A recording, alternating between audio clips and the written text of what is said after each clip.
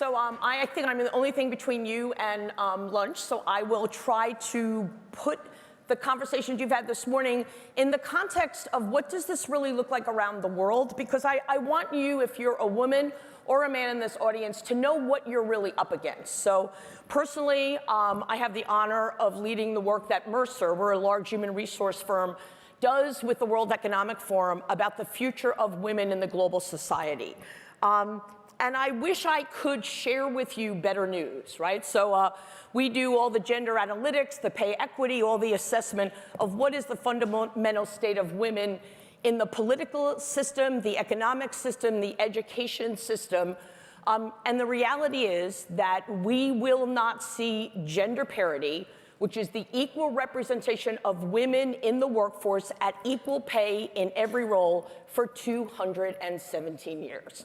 So just pause on that, because the reason that I'm personally really concerned about it is I have a family of boys, I'm a mom, and I told my two sons that I wasn't retiring from Mercer till I had made a difference in the state of women in the world. And actually, I don't see that on my horizon in my life. So, look, I really want to be sober about this. This number has gone from 177 to 187 to 217. And that means that the relentless focus it will take each and every one of us as individuals and leaders to move this needle, you can't be careless about this and you cannot be cavalier, because it is actually an intractable problem the way we're addressing it right now. And the reason it is because I want to talk a little bit about technology, right? We at Mercer, we study the flow of women through organizations. We look at them from a recruitment, pay, promotion, and then we really look at, there are great organizations in this room, shout out to Intel, shout out to Microsoft, shout out to SAP, but how many of you are the CEOs of your own company? Can I just see CEOs? Okay. Because you have to change this trajectory. I mean, one of the real issues, if you look at 4 basic questions, do you believe there's a business case for diversity and the role of women? Does your board measure and hold executives accountable? Do the senior executives in your business deeply have a personal passion on this and lead from the front? And oh, by the way, do the men and women, but primarily men, in the middle of management give a crap about this issue? There's the numbers. And in technology, it's actually more intractable than almost any other industry. So I mean, you're up against a backstage of a very formidable challenge where in the technology industry globally, boards of directors are driving this. CEOs, some great CEOs like Bill McDermott at SAP and others, Market Salesforce are pulling, but what you do not see is the groundswell of energy coming from management in the middle.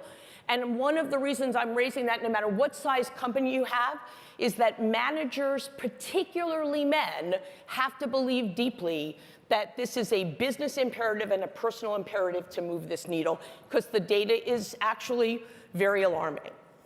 I'm going to leave you, we have a tool, and you can actually, it's one of the most valuable tools Mercer has, so you can take a picture, but it's really what we call our internal labor market. We measure globally in 112 countries, 1.8 million women in the workforce, right? We look at them, and I don't have the time and the power to take you through, but what we look at is this intractable problem about, are we bringing enough women into the workforce? Where are we stepping in and changing the recruitment profile, getting them in? How do we promote them? Are we promoting them, and are we paying them equitably? And how do they actually exit the organization? And this picture looks the same everywhere around the world in almost every industry. It's worse in technology, so consumer products, few other clients are actually further ahead. But we do not see an industry where in the next 10 years, the top of that pyramid changes. So that's what we're up against. And as you think about why are you here personally, what are you doing in your organization, this has been a very intractable problem. And so one of the things we ask is that set in your own organization, participate in an organization where you've got really clear metrics of success, and you as a woman demand to know what are our metrics. You actually ask your managers and your leaders, what are we holding people accountable for? But really understanding, as you're building an organization, what's the problem we have to solve? And one of the exciting things about being here is that you are trying to solve this problem. So if we look at it from are we bringing enough talent and enough women and other diverse populations into this industry, great to see so many young women and so many organizations here that are thinking differently about where to find talent and how to find talent. Because one of the real challenges is if we keep going to the same education systems with the same degrees and the same approaches, and we're not flexible about where can we find those people, we will not change the talent inflow. The second big issue is challenge the system in no matter what size your organization. Really make sure that you as a woman are asking the question, am I getting promoted at the same rate as my male colleagues? Are you paying me in this role the same that you're paying a man? Because what you will see across industries is a pretty persistent issue that women get higher performance ratings and lower promotions. And I could spend another hour talking about what's the psychology of that. Pat just wants to be liked, right? So I literally had a boss that said, I know it's more important to you to have a performance rating, it's less important to you to be promoted. And I was like, in whose mind? Like, where did that come from? So, I mean, really understanding, am I in a culture where men and women are actually treated equally? Can I ask, who's the cohort of people that are in my group, and how am I doing relative to that? The great thing is that Europe and parts of Asia are ahead of the US in legislating that I am able to ask that question. And I'm actually now able to see the data. So first and foremost, at the heart of all this, it's an emotional conversation, but it's a data conversation. Make sure that in your organization, you're asking those kind of questions. And then really understand, what is my organization's philosophy about pay? And I just want to pause on that. I mean, we've got some great colleagues here from Mercer, and it's been a really sad week because it's Global Pay Day, it's pay equity reporting, it's pay in Europe, pay in the UK. And again, I actually think if women do not demand transparency on pay, we will never achieve the level of pay equity that we aspire to. And my real personal message is, don't be afraid to ask. If you're in an organization and that organization doesn't really want to tell you what is their approach to pay equity, what is their data, what is their gap, and what is their strategy, I would suggest there's another organization for you. So I think that we have been very passive as leaders about pay equity, and I think that has to change, and at one of the lunch sessions, one of my colleagues will talk about that. So I think the real issue is, I could be incredibly depressed that this is an intractable problem, or you can honestly pivot and say, never before has the world of work been changing at the rate it is, and if we take advantage of the changes that are occurring in the workplace, it could be the single biggest accelerator for women in the workforce any of us have seen in a generation. And there are three things that are really happening. And we study this in the future of jobs and work we do at the WEF, but organizations are being very aggressive now about unbundling what we call work from jobs. And what do we mean by that? You know, if you think about how is a job filled in an organization, it's role, experience, competencies. I can't put anybody in this job that doesn't look like me, have this experience, yada, yada, right? The great thing now that's happening is, because of the way work is getting done, the platforms, the gig economy, our clients are starting to parcel out work. They're trying to say, I will get that work done anywhere by anyone who's got the credentials that can do that work. That bodes incredibly well for women. Because if we basically unbundle the work from a definition of a job and where you do it, if we look at the work and the skills and say, look, why do we have a bias that people who did X can't do Y?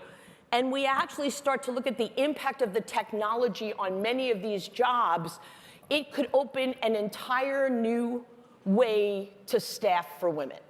So one alarming data, the work that we do with the World Economic Forum, in the next 4 years, there are almost 5 million jobs in administrative, operational, and clerical support that are 75% held by women that will not be changed, they will be eliminated. if we don't take the skills of that population of women and actually get them, free them up, we talk about the glass ceiling, it's the glass at the bottom that's holding many of those women back. So be open in your organization, and if you're a member of a team, to saying, look, we have a project manager, we have an operator, we have an admin assistant who's actually quite capable of doing X. We need to start bringing those women up into the system. And one of the things we certainly focus on at Mercer is we have to keep older women in the workforce. So there are 4 countries around the world where, Japan, Germany, Canada, and the US, where the worker replacement ratios are so low that if we don't keep older women in the workforce and bring those women back, we will simply not be able to deliver the kind of economic growth that we need. So it's not only can we keep our younger women, which we need to, and promote them, but we cannot drive the kind of economic growth without bringing these women back into the workforce. So we are really at an inflection point. If we don't use these changes and some of the dynamics we're seeing in the future of work to open up the way we do this kind of resourcing and staffing, the situation for women will get worse and not better. But I am optimistic. I'm optimistic for a number of reasons. The really great organizations that we get to work with that are sophisticated about looking at the external labor market know that one of their biggest sources of future growth is tapping into dynamic women in the workforce. They're very interested in this very different ecosystem. They're willing to have different benefits, different policies for very flexible workforces. And I think this notion that they're very open to a new concept of career. How do women come in and out of the workforce? Great speaker before me, how do you go from being in a corporation to running your own business to coming back into the system? So many of our clients are saying, keep me connected to this talent ecosystem, and I don't care what their last formal role was. What I care about is what can they do for me and my organization tomorrow. So we think that's actually quite optimistic. But I want to leave you, there are 7 things in our research that fundamentally change the future representation of women in the workforce. And I'll just go through them and have you think about in your own life and environment. There's no question that the top 2 are the most important. Bold leaders who demand change on diversity and who hold their leaders accountable and pay their leaders based on what they deliver fundamentally move the needle. So that's our deepest belief. But then the next 2 are critical. It's great to see the men in the audience. I mean, men matter in this conversation in a way we have never really understood. They matter as partners, they matter as spouses, they matter as employees, but they really matter as managers. So one of the exercises we do at Mercer is we take teams of male managers, and we actually give them the data for their team. We show their pay, their promotion. First thing a male manager says, that would never happen on my team, ever. So we say, well, actually, that is your team, that is your data, yours. But you have to create a safe environment, and again, we don't have the time and the power to talk, but one of the things we have to be honest about is if you're in an industry like tech and everyone's growing and thriving, men feel very excited about the opportunity to drive this agenda. If you happen to be in a business where it really is, we do not have growth, we are not going to be able to fully take advantage of some of these trends. And in order to get the innovation and diversity we need to promote 2 and 3 times as many women as men. We should be honest about that message. I had a CEO a couple of weeks ago say in front of a group of male leaders, you have been blessed for decades at this organization. You have been. Now, in order for me to get the level of innovation and the level of customer intimacy that I need, I have to purposely build that workforce of the future, which means more women and more diverse candidates are actually going to populate those jobs. Hard conversation, right? Very hard, but very authentic.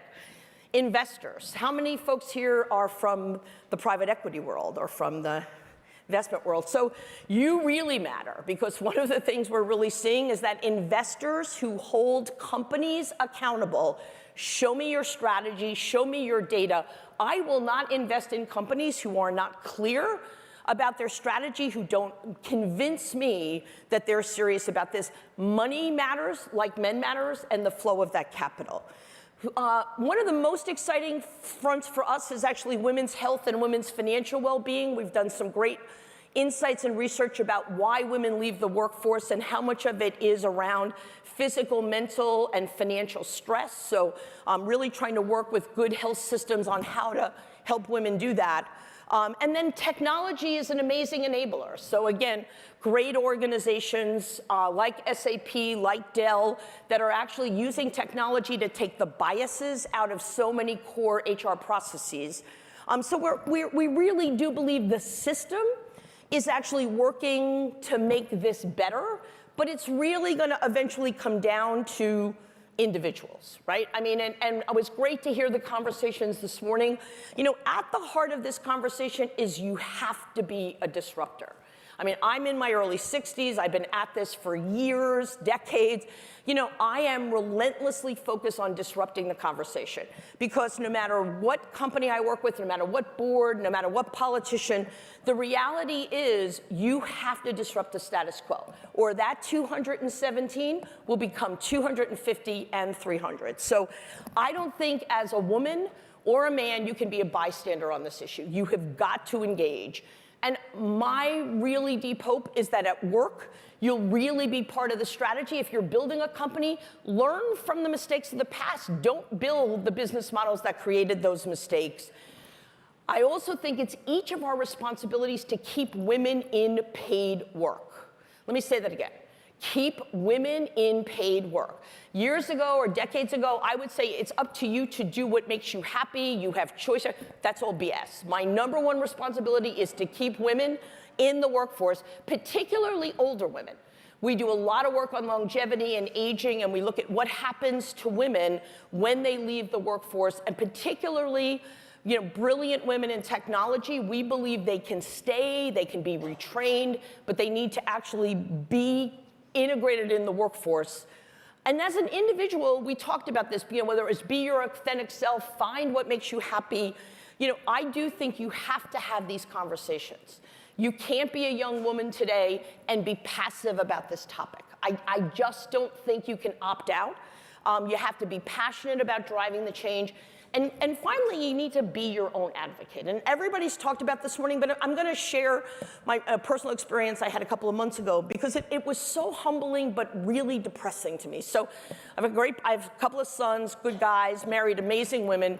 I had my oldest son and his fiance, now wife, both go to the Stanford Business School together, right? So last year, I got invited to actually do a When Women Thrive event for the women at Stanford. And this room like this, 55% of the room were women. And I said to them, okay, how many of you are currently interviewing for jobs? A whole bunch of them raised their hand, right? How many of you already have jobs? And then I said, here's 3 questions. For this population, when you were interviewing, how many of you overtly asked, what is your pay equity philosophy? Are you paying to a man and a woman graduating from the Stanford Business School the same pay for the same job? No hands go up. So 3 years out, do men and women that came with the same background and had the same promotion rates still get paid the same? The really sad reality was when I asked these women, okay, so not one of you, not one woman in this audience had asked a single question about the culture of diversity, pay, how women were treated.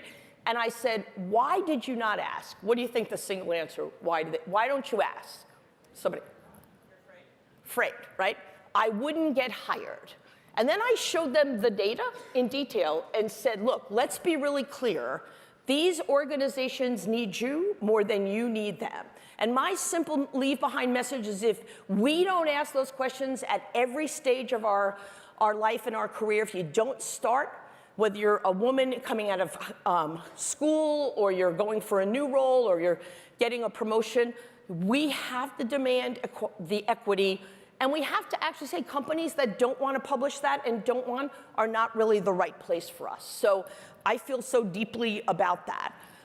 Certainly, we'll do some personal things at lunch. We have a good lunch session that's really kind of how do you get the courage to actually be that authentic self, but do those kinds of things. Anyone who needs to see some of the research, please download it, but do not be passive, and let's agree that this is the last year we'll go up to 217. Next year, we'll start to get those numbers to come down. So thank you so much. Thanks.